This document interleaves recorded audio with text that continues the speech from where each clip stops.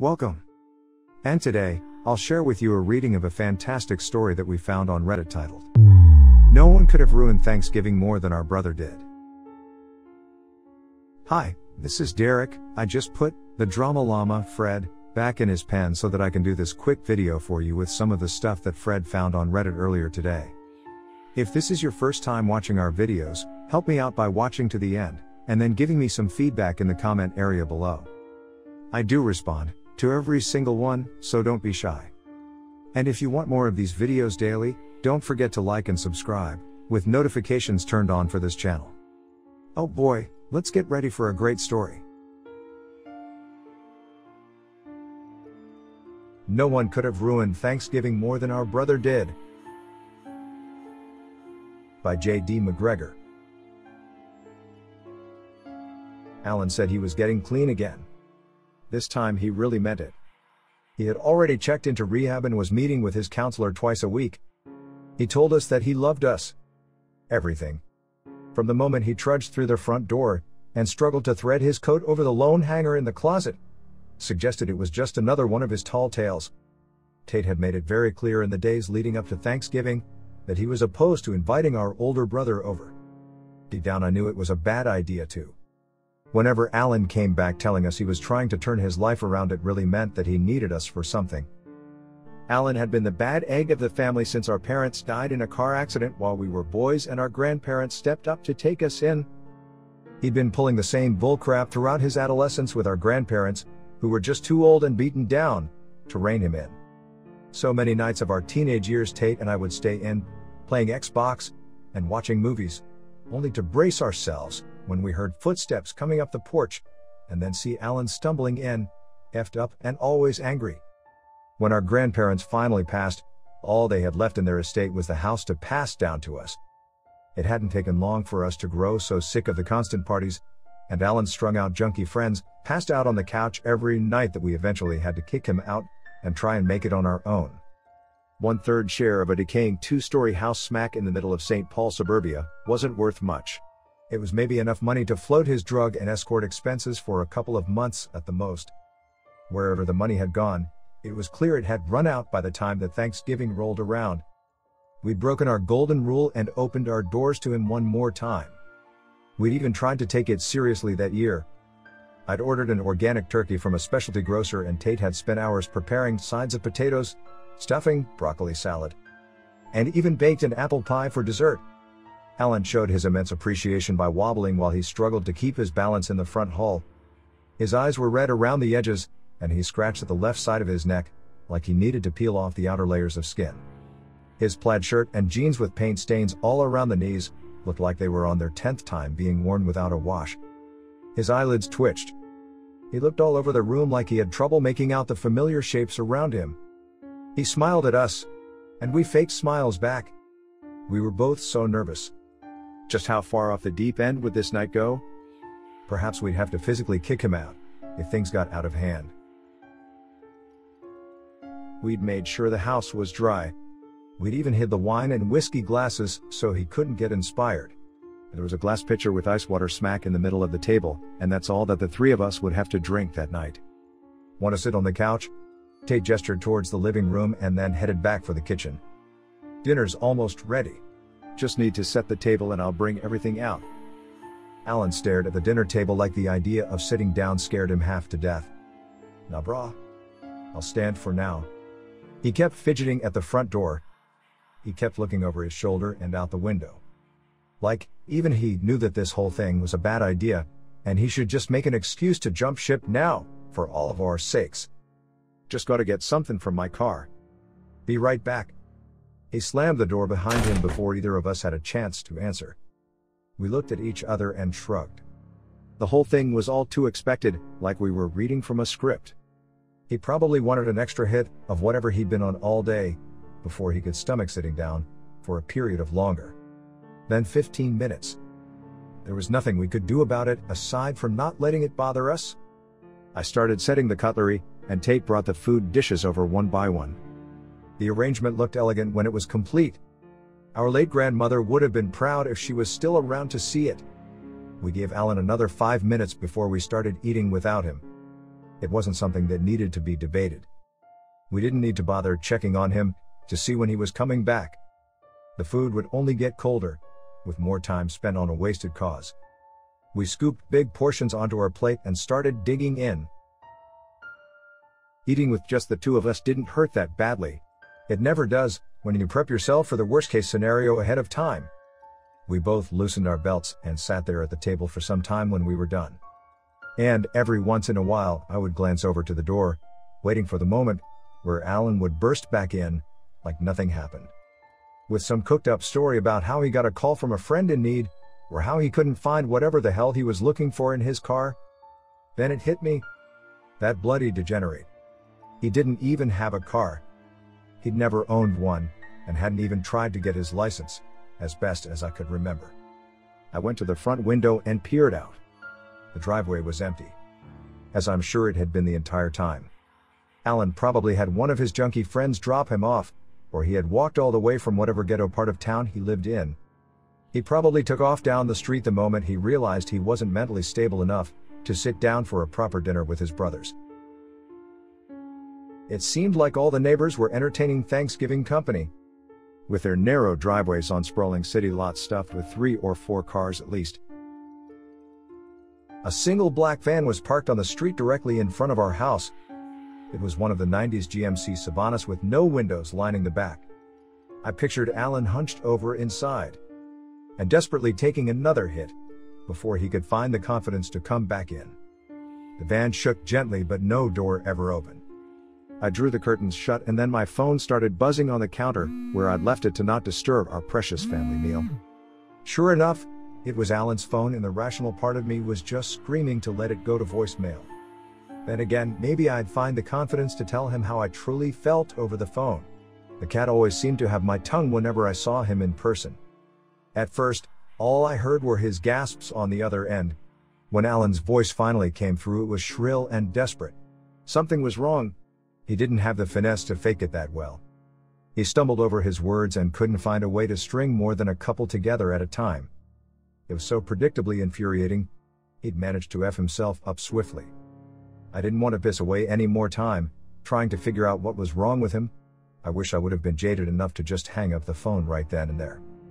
I glanced back at Tate, who slouched forward in his chair with his elbows on his knees. He stared back at me apathetically, no more interested in the gibberish he could hear coming from the other line. When Alan was finally able to find his words, he was suddenly composed. "You all got to come down to the reservoir behind the house. Came down here to stretch my legs and slipped. Need some help getting up." "The F are you doing back at the reservoir, Alan? You said you were going to your car and there's nothing in the damn driveway." "Needed to stretch my legs. I'm sorry, brother. I need you to come back and help me up. Messed my ankle up real good." "Get your ass up and hobble back here yourself. We'll pack you a doggy bag and you can walk your ass home." Suddenly Alan's voice became very stern, threatening even. "Listen, brother. You and Tate, walk the F down here right now. Or I'm gonna call up my junkie friends to come over there and make you. Would y'all like that?" I looked up to Tate again, and it was clear he could still hear Alan word for word. He got up from his seat and went to put his jacket on. I stood there speechless. Alan erupted into a burst of shrill laughter on the other end of the line like he'd gotten the upper hand. He hung up before I could find any more words. "What are we gonna do?" I asked Tate while he fished through the front cupboard looking for his gloves and hat. "I guess we'll go down to the reservoir." The reservoir was a quarter-mile walk downhill from the end of our backyard. I always felt lucky we had it there. It meant our property was one of the rare spots in the city where we didn't have neighbors towering over our backyard. I fished some old flashlights from underneath the kitchen sink, and both of us hopped over and headed back. It was surprising Alan would have made it back there on his own. He would have been forced to hop a fence somewhere. I wondered what condition we'd find him in. Maybe he'd be lying on his back and flailing in the dirt after that adrenaline rush he had on the phone faded. Maybe he'd be sitting calmly on one of the concrete slabs trying to downplay the whole thing and claim I was overreacting. It was surprisingly dark once we got down there. I suppose we were far enough away from any of the suburb streets to get much illumination. We panned the flashlights all over the empty space. We saw the familiar concrete blocks, with little weeds poking out between them, all the way down to the sewer opening. Cars whizzed by on the overpass a couple of blocks to the west. Everything looked as it should. Except Alan was nowhere to be seen. "That mother effer," Tate said under his breath. "He's never where he says he is." There wasn't any use in pissing away more time looking for him. So we started our way back towards the house. Wherever Alan was, and however he had made his distress so convincing over the phone, we weren't going to let it be our problem anymore. I was determined to draw my line in the sand from that point forward, and make sure that I wouldn't let my older brother, or his predictable actions, invade my thoughts for the remainder of the evening. The plan lasted maybe 2 minutes. We realized that Alan had once again effed us over before we even made it inside the house. The rear door had even been left swinging open in the cold November air. The whole place had been ravaged. All the dishes had been knocked off the table, with the leftovers smeared deliberately all over the floor. Pictures had been pulled off the wall, and all the cupboard drawers had been yanked out and tossed around. Tate dashed to the front door, which had also been left hanging open, and locked it. I ran to the garage to grab 2 baseball bats, which I was thankful hadn't been stolen. We went through the house together, slowly growing more horrified as we realized that everything portable and remotely valuable had been taken. Even our grandmother's gold necklace, which she always reminded us was passed from her grandmother and then to our mother, and then passed back to her, once our mother passed away. It was all gone. We kept it in a little nook behind the fireplace for the very reason of reducing the possibility of it getting stolen. Only that effer Alan or someone who knew us well could have thought to look there. Amid all the contempt I had felt towards my older brother in that moment, I was genuinely amazed that he had composed himself well enough to divert us so convincingly. And even further impressed that he was so quick to clean us out. We were gone out of the house for 7 or 8 minutes at the most. He'd made remarkably quick work of it. I suppose that kind of talent came with practice. Tate and I said very little to each other for the remainder of the evening. We picked up as best we could and made our way to bed, both of us taking our baseball bats with us for protection. I triple-checked that every door and window was locked before turning out the lights. I'd be damned if I ever let that effer step foot in that house again. Sleep didn't come easily that night. I'd spent more time tossing and turning than I did lying still. The anger had seeped down to my core and rotted my thoughts from the inside out. For whatever little amount of time I managed to stay asleep, the resentment towards my older brother found its way, invading into every corner of my dreams. It was exactly 2 in the morning when I first started hearing the tapping. It didn't feel real at first, more like I was still half stuck in the midst of one of my nightmares. However, the longer it persisted, the more impossible it became to ignore. I was partially grateful for a purpose to get out of bed. And I thought maybe the wind was just blowing the tops of one of the trees, scattered across the backyard, against the window. I drew the curtains thinking nothing of it at first. When I saw Alan standing there at the 2nd story level, I would have thought I was still dreaming had my heart not skipped several beats. The window occupied the upper 2/3 portion of the wall. There was a narrow ledge of brick lining the outside that you could maybe get just enough of your toes on top of to support your weight. Even then, it couldn't explain how he'd managed to climb up there in the first place. There was no access point that I could think of. His head was maybe a foot or 2 above mine. His skin looked sickly white in the pale light from the street. He looked back at me with dead eyes. The look of a man strung out, and barely in touch with the reality around him. The kind of semi-catatonic state you would need to be in to think that climbing up there was a good idea in the first place. I took a step back, and he leaned forward and pressed his cheek against the glass. I tried to scream for Tate, but no sound escaped my mouth. Was my older brother seriously about to break in through the 2nd story window? Had he tried all entry points on the 1st floor, and was now resorting to checking if I'd overlooked locking one of the windows on the 2nd floor? His hand stretched to the far right end. It looked like he was trying to wedge his fingers into the crack between the window and the wall. The rage that had been bottled up within me the entire night started to spill out. No social restraint could hold it back right then and there. I started punching the glass and driving my shoulder into it. I tried to create enough force to startle him enough so he would lose his grip and fall back first to the lawn below. "F you, Alan. F you." I started screaming at the top of my lungs. I launched myself harder into the glass. Still, he did not budge. It's almost like he didn't acknowledge that I was even there. He was so focused on that space between the wall and the edge of the window. The commotion had been enough to wake Tate up. His footsteps pounded from the room over until he was right up next to me. He looked at me in a state of horror and disbelief. "The a-hole's still trying to get in," I said weakly. "What a-hole?" Tate asked. I turned back to the window and saw the space was empty. It was the same for the lawn below and all the surrounding areas that we could see. There was no indent on the grass, no scruff marks anywhere that would suggest he'd fallen back and managed to quickly scurry away.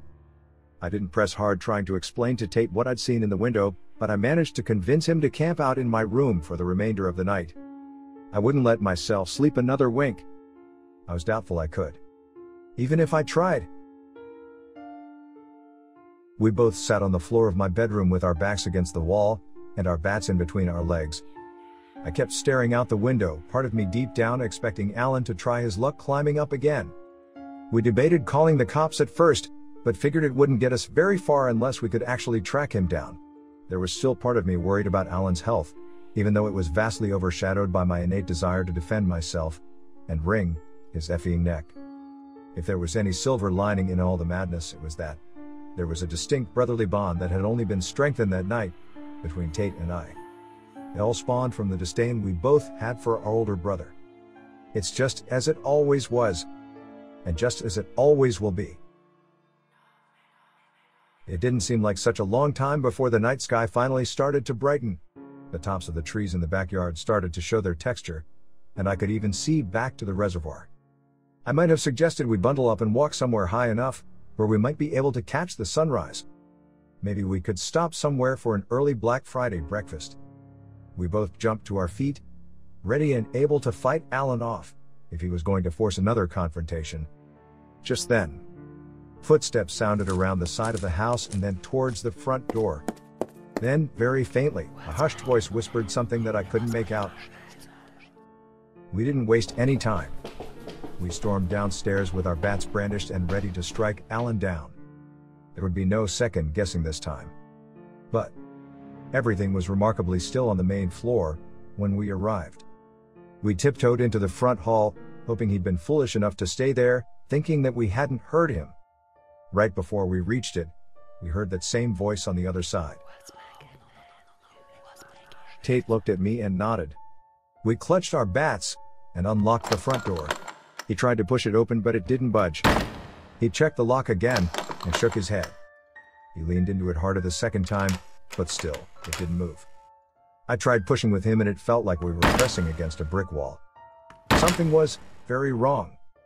Alan wasn't strong enough to hold the door up against us. Even if he tried.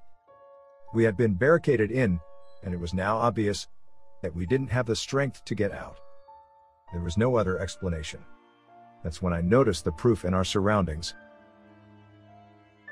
There was very little of the morning light flooding in downstairs. All the windows, whichever ones weren't already covered by curtains, had been boarded over. No, I said in a panicked voice and moved through the main floor, looking for any exit that wasn't blocked. Why would the a-hole lock us in? Tate looked at me, and for the first time in years, I thought I might catch him crying. Did you hear anything during the night? How could he do it so fast? He asked. Come, follow me, and I'll show you. Alan's voice sounded shrill from the top of the stairs, like he had been waiting for that exact question. We both sprinted to the bottom steps, and sure enough, we saw our sickly-looking older brother staring down at us from the top. He looked so apathetic. It was as if his invasion of our house to torture us was so easy, it hardly amused him anymore. We stormed up towards him. Both our bats were raised, and there was no doubt in my mind that we would have beaten him within an inch of his life if we could have gotten our hands on him. He darted for my room, and we followed, gaining more ground with every step. He had the window wedged all the way open. He hurtled out of it with incredible finesse and landed squarely on his feet on the back lawn. He kept running, without breaking his stride, and hopped the fence like it was nothing. He was already halfway towards the reservoir while Tate and I were still trying to figure out how we would shimmy ourselves out the window. Neither of us could believe it. We looked at each other and then gingerly slid our way out the window and fell onto our hands and knees on the lawn. We ran as hard as we could after him, thinking that he could have only gotten so far and wouldn't have anywhere to hide once we had him trapped down in the reservoir. The harsh reality was that we would never see Alan again after that. We looked in every nook and cranny and screamed his name like bloody murder into the early morning air, all to no avail. For the second time that night, he had lured us down there, only to disappear. I was lost. I was so angry, and wanted so desperately for Alan to be around, so I could take it all out on him. He'd done it. He'd finally found a way to break us even more than he already had earlier in the night. I turned back to our house and screamed his name one more time. Alan, you mother effer. It was like my voice had been a timer. I saw the first of the orange flames rising above the roof, shortly before I smelled the smoke. I marched back towards our house like I was in a daze. The flames grew higher and higher, and by the time I reached the back fence, it was like the whole thing had been engulfed in one giant fireball. The house was the last thing he could take from us. And what a show he'd put on in doing so. My phone buzzed in my pocket. I answered it without looking. Alan laughed wildly on the other line. I fell to my knees and kept listening. The fire had grown taller than the trees.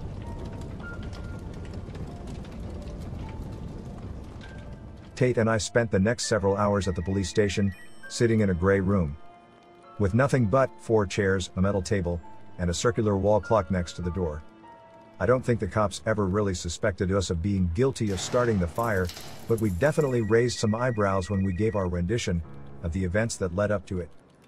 The problem was simple. There was physical evidence to contradict the story we gave them. And once they told us what they knew and then even showed us the evidence in pictures, there was nothing more we could say to explain ourselves.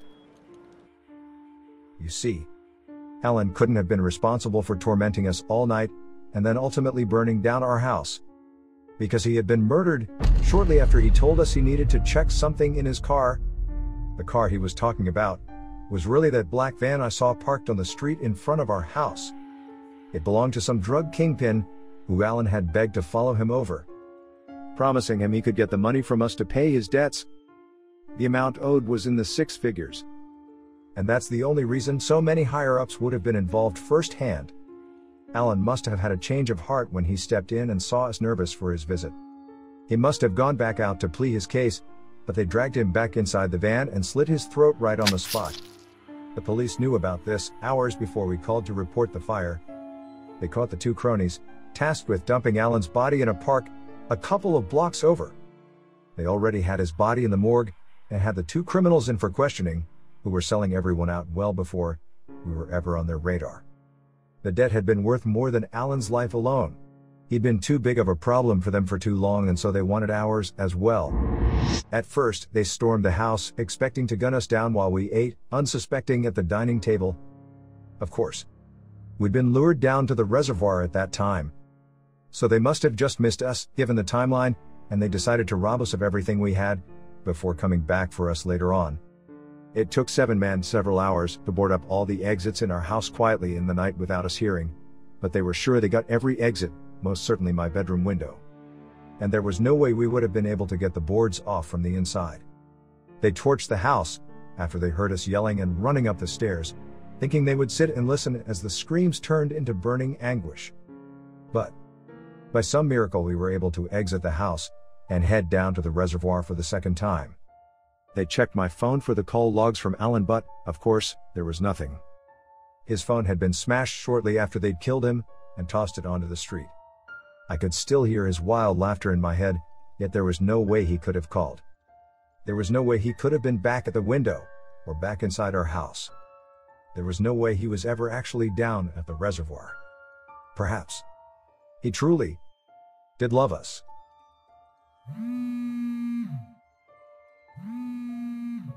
What are your thoughts on J.D. McGregor's story? Please share in the comments below. Personally, I agree with Op that Alan, though having his own demons, deep down, really loved his brothers. So much so, that he had to find a way to help them out of the danger he put them in, even after death. I hope Op had insurance, because it really does suck to have your house burned down. In the meantime, let's hear what some other Reddit members had to say about this story. Anubis cheerleader reacted with, Alan effed you over, good. But then he helped you. Literally from beyond the grave. He loved you. He loves you. 10K Lost Alan Wrenches reacted with, that genuinely gave me chills. Aqua Sparkle Dazzle reacted with, somewhere deep down behind that junky appearance, that twitchy posture, and those red-rimmed eyes. Behind the million broken promises and tall tales of a substance abuse fighting and losing the uphill battle, entangled in one too many tendrils pulling him back to the shadow of addiction that engulfed his life. Somewhere inside the caricature of a person he'd become, was the older brother that used to protect you against monsters at nighttime. He had to protect you one last time, once a brother, always a brother. Damn. Brilliantly written. Gave me goosebumps. People don't always realize substance abusers aren't always doing it just for their own enjoyment. They fall into the cycle because of tough crap, and it's clear Alan had been through a lot since both his parents were murdered. And since he was the oldest, he must have taken it the hardest, and once you're into the cycle it's so difficult to get out of it. Even though it's slowly destroying you. Your brother was a junkie, but he loved you up. Zipper Tile reacted with, in the end, he saved your life sure, but really I think it's the least he could have done after getting you involved in the mess that got you robbed blind and left you homeless. And finally, Mr. Ulf 9,999,999 reacted with, in the end, he really did save your life. Twice. Damn, that's a hard twist.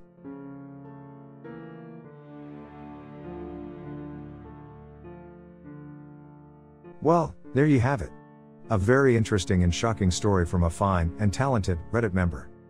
Help support this channel by smashing the like and subscribe buttons. And hit that silly little bell as well to ensure you get the latest videos as they come out. Fred is always finding stuff for me to post regularly. So this is Derek signing off, thanks for watching. Good grief, it sounds like Fred is out of his pen again. He must have found more stories for us to share with you. See you soon.